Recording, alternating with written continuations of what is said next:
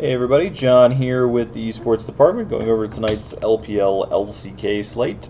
I'm not super impressed with this one either. Unfortunately, it's not I don't think like the best day of slates. But, there's always something to be done on any slate. So let's look at what we've got going on here. We got OMG at plus 190. They are 3-5 on the season.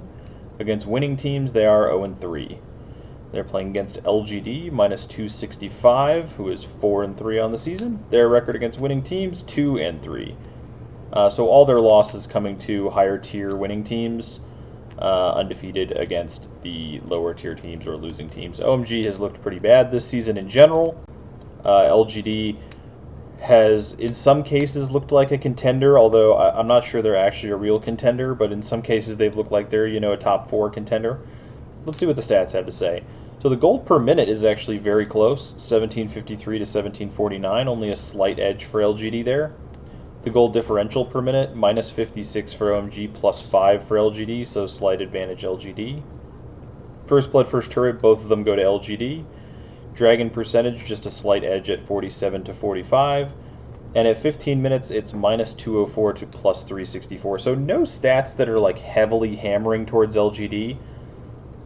This one, I think, kind of goes more towards having watched the games of these teams. OMG just looks very out of whack in general, like they're not executing compositions together correctly. What I will say for OMG that makes them, I do think, playable in this matchup is that Icon is a lot better than ZA.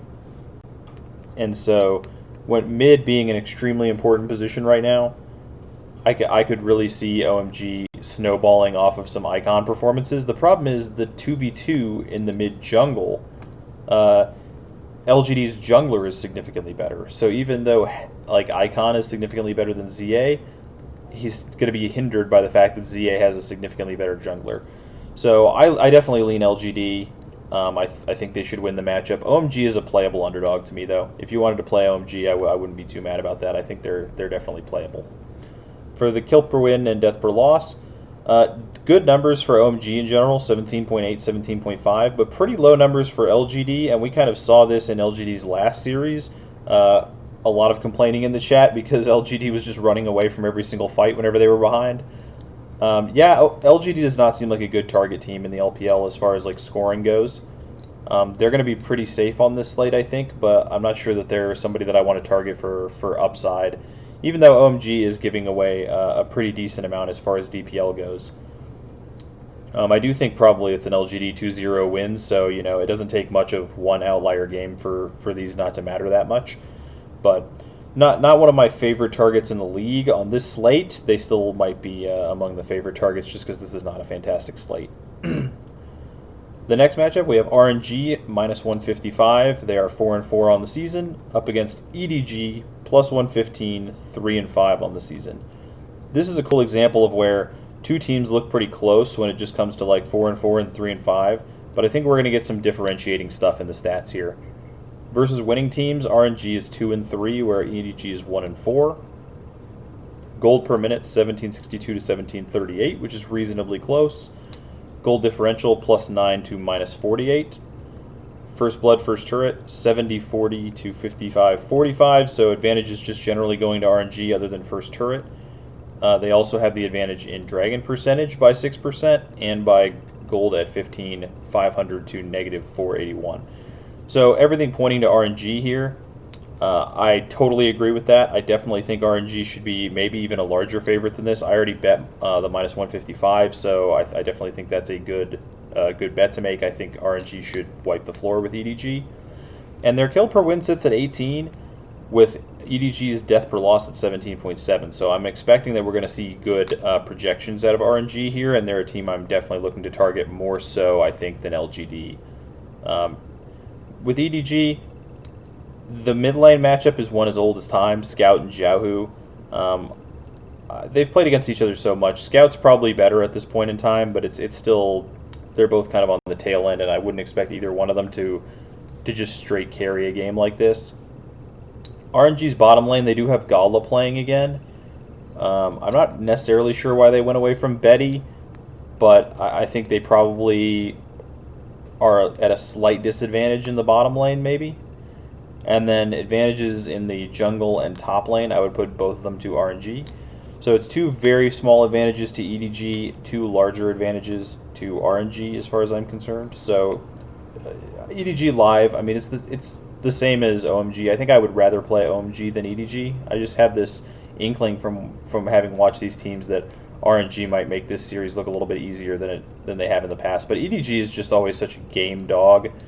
Like, they're always the kind of team that'll come out there and battle. This feels like a 2-1 type series here. I don't know that anybody's going to just walk away with this one, but I do think that RNG's a reasonable favorite. Hope you guys enjoyed that one. Next up, we have Team Dynamics. They're plus 380, 3-4 on the season, playing against T1, who is minus 650, 5-2 on the season. Versus winning teams, Dynamics is 0-3 and T1 is 2-2. This is one of those matchups that I'm not going to put too much effort into. T1 is just significantly better than Dynamics at every position, and their teamwork is better, and their coaching is better. All of their stats are better. There's really not a ton of reason to look at playing Dynamics here, I don't think. And even more so, Dynamics kill per win isn't good enough to play them anyway, especially when you combine it with T1's death per loss. Whether or not you should target T1 is kind of up in the air. Dynamics death per loss is decent.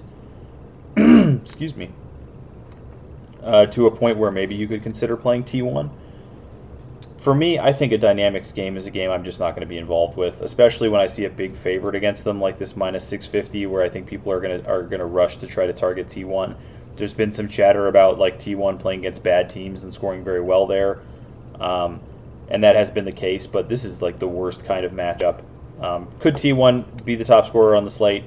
Yeah, I don't think it's going to happen very often. If I'm going to play T1, it's probably as a secondary team, like the small stack in the lineup, with one of the favorites probably from the LPL or from the last match here. Going into the last match, it's GenG minus 1400, 5-2 on the season, playing against HLE plus 600, 0-7 on the season. So this is another reason why this slate isn't that interesting. Just another matchup like the T1 matchup, except even more lopsided. There's no reason to think that GenG should lose to HLE here. If they lose to them here, it's not going to be because of something we saw in the stats or the film. Maybe GenG busts out a terrible draft and then HLE manages to capitalize on it, but HLE looks like they're basically in shambles this season. GenG looks very good. Really, the only thing to talk about, I think, in this GenG HLE matchup is mostly just about whether or not the scoring is going to be there. GenG has been racking up points this season, which is unfortunate because they were the lowest scoring team by a lot in the LCK last season, and so the statistics and I think even our projections are still kind of catching up with it. The problem is when I watch the games, it doesn't feel like they should score a lot. So I'm having a hard time buying into like them actually being a really bloody team. HLE has given up points though. Death per loss 15.5 for the LCK is a reasonably high number, and when they're winning, which is rare, but when they have a 20 kill per win. So you know they're willing to play pretty bloody games. I don't think I'm looking at targeting HLE at all, really. If I had to choose between GenG and T1, I think I would target GenG. But it's possible also that this series is just so clean that they don't score it there anyway. Either way, for me, I'm guessing we're going to see a kind of standard projection with the LPL games both outscoring the LCK games. But let's have a look. Let's see. We got GenG, HLE, T1, Dynamics, EDG, RNG, and OMG versus LGD. Lowest owned team on the slate is going to be HLE for sure. You can kind of definitely tell a difference with how fast I can do these kinds of things when the slates aren't as hard. When we have the harder the slate, the more interesting I think it is. And so when we have really interesting ones like the slate last night with the FPX, TES, and DMO versus Rogue Warriors, those ones can be very hard to predict, but it also makes them really good slates, where I think these ones are not nearly as interesting. Dynamics will be second least owned for sure. I'm guessing probably OMG goes here.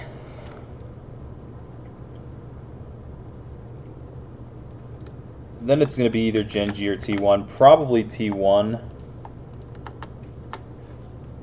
GenG's a bigger favorite and has scored better this season, so probably T1 goes there. I wouldn't be surprised at all to see LGD end up here. then to see the underdog EDG end up here with GenG here and RNG at the top. One of the things that's like been a problem this season, and I might be wrong about RNG here, by the way. When I've been wrong about ownerships, one of the biggest things I've been wrong about is people overvaluing the LCK teams and like GenG being the highest owned in this spot. So I wouldn't be surprised if GenG was the highest owned. I wouldn't be surprised if T1 is above LGD. But this is how I'm going to rank it for now. In the past, historically, LCK games were so much lower scoring than LPL games that you basically never played LCK teams. Like, literally, I've gone an entire split where they were playing LPL, LCK every night, and I never played an LCK team except in the team slot. Or if I thought that the LCK team was the only team on the slate that could upset, I might have played them to get a bigger stack of a better favorite. But, like, I've literally basically avoided playing any LCK teams ever. This has been the first split in a long time where that hasn't been the case, and some of the LCK teams have gotten pretty playable. There's been plenty of slates where LCK teams won, a lot of that due to their pricing. Sometimes if an LCK team is a lower favorite than some of the LPL ones, they might let you get a better captain in there with one of the big LPL favorites. Maybe you win with like a 4 RNG, 2 T1, because T1 was cheaper than LGD, so that you outscore RNG LGD. But in general, I still think it's correct that the LPL games are wilder more often and should generally be targeted more than the LCK games. Whereas other people are very often just looking at the Vegas line, and the Vegas lines in the LCK tend to be more lopsided than the LPL ones. So casual players tend to play LCK teams significantly more often. I'm pretty confident on the rough estimations of that ownership, definitely on Dynamics and HLE being the lowest two owned teams. And I think these are going to be your 3 highest owned teams. It just matters which order. LGD and EDG could flip. Those 2 I'm pretty confident about. Let's look at cash game lineups. So, I mean, GenG and T1 makes sense. Given that I don't even really think that LGD has that much ceiling. So you can get a jungle captain with 4 T1 if you did that. What if we switched over from GenG to LGD? You can get a mid captain if you play LGD and T1. If you play GenG LGD, you have to go all the way down to a top captain. That's 578. We were getting 581 there. So the highest projected of the 3 like larger favorites would be T1 and LGD. Is that where? Yeah. T1 LGD, you can get a mid captain. It plays the 3-3.